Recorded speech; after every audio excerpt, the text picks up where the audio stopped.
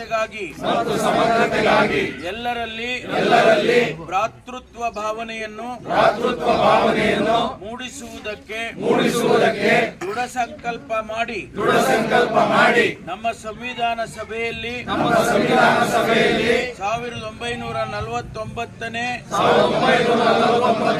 ಇಸವಿಯ November ತಿಂಗಳ 26ನೇ ದಿನದಂದು ಈ ಸಂವಿಧಾನವನ್ನು ನಮಗೆ ನಾವೇ ಅರ್ಪಣೆ ಮಾಡಿಕೊಂಡು ಅಂಗೀಕರಿಸಿ ಶಾಸನವಾಗಿ ವಿಧಿಸಿಕೊಂಡಿದ್ದೇವೆ. ಜೈ ಜೈ ಜೈ.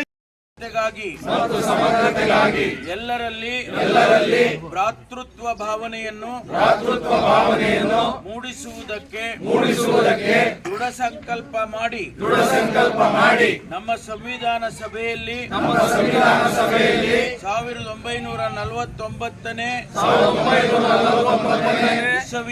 ಇಸವಿಯ ನವೆಂಬರ್ ತಿಂಗಳ 26ನೇ ದಿನದಂದು ಈ ಸಂವಿಧಾನವನ್ನು ನಮಗೆ ನಾವೇ ಅರ್ಪಣೆ ಮಾಡಿಕೊಂಡು